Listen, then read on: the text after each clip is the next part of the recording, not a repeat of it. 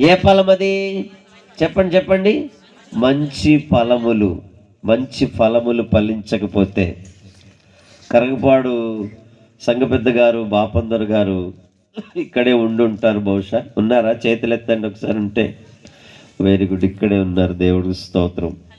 వారి ఇంటి ముందు ఒక మామిడి చెట్టు ఉంటుంది. చెట్టు వేసింది మొదలుకొని ఏ రోజు కూడా పండు తినే అవకాశం లేదు. కారణం, కావలసినన్ని ఫలములు కావలసినన్ని ఉంటాయి. అది రంగు చూడటానికి చాలా బాగా కనబడుతుంది. అబ్బా ఇది పండేమో, చాలా ఇంట్రెస్ట్గా ఉన్నది అనుకుంటాము.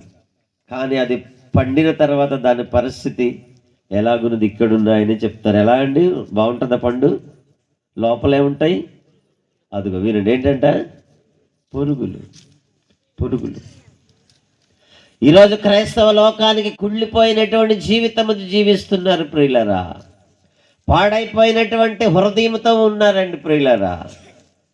మన ప్రభు అయినటువంటి యేసుక్రీస్తు వారి లోకానికి ఎందుకు వచ్చారంటే, చెడిపోయిన దానిని బాగు చేయడానికి వచ్చారు ఆయన. హల్లెలూయా చెబుతా, హల్లెలూయా.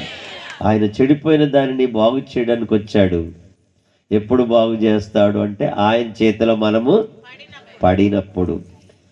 ఆయన చేతిలో పడకుండా ఎక్కడో ఉంటే మనం బాగుపడతామా? అబ్బం. అందుకే ఇక్కడ గొడ్డలైన రెడీలో పెట్టాడు. ఏ చెట్టు అయితే మంచి ఫలములు ఫలించదో దాన్ని ఏం చేస్తాడంట? నరకబడి. చెప్పండి ఏంటండి? నరకబడి. నరకబడి. ఈరోజు కుటుంబాలు పిల్లల ఆత్మీయంగా ఎదగపోవడం కారణం ఏమిటంటే, ఆ కుటుంబంలో ఉన్నటువంటి అవిధేయత మాత్రమే.